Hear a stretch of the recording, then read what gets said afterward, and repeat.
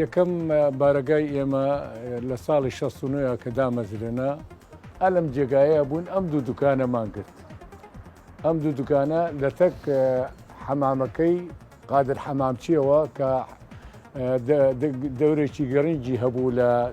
پێشخستنی وەرزش لەبەرەوەی کە دوایەوە دروستکردن هەموو یاریەکان کاکرا هاتن لەو حەمامە خۆیانە گۆڕی و تیپەکانە هاتن لێ خۆیانە گۆڕی. ئێمە کە دامەزراین ئەلێرە 4 کورسیمان هەبوو لەگەڵ دۆڵابێکی دارە و ئەوەش خورشید عوسمانڕابی خوا لێخۆش بوو کە دەستەی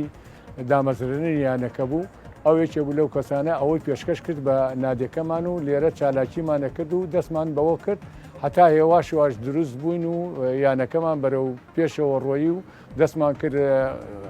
پاڵی ئەوەمان ناکە خەڵک بێن بۆ یانەکە و ئەو جۆرەشتانەمان. ڕاستیە کە ئەڕۆی نەبان ئەلێرە پارچەیە زەوی هەبوو بمان دەنێ بیکەین بە یانە نەیاندا پێمان و هەرچیمان کرد حتاکو دوای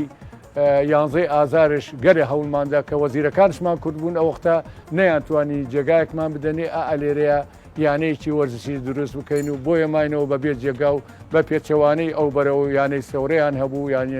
یانەی ئەرمەن هەبوو یانەی ئاشودی هەبوو ئێمە یانە زەویشان نەدابیمان وەکو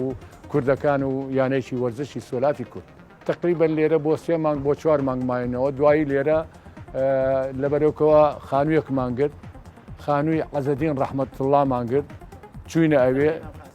چوینە ژوورترەوە لەوێ خانوویەکمان گرت دوای ئەوە لەوێش گۆزارینەوە بۆ ماڵی شەهید عەزەدین قەرەمەحەمەد ئەو دوو جێگایەمان چوینە ئەوێ ئەوانەش زۆر سماتیا دروست کرد.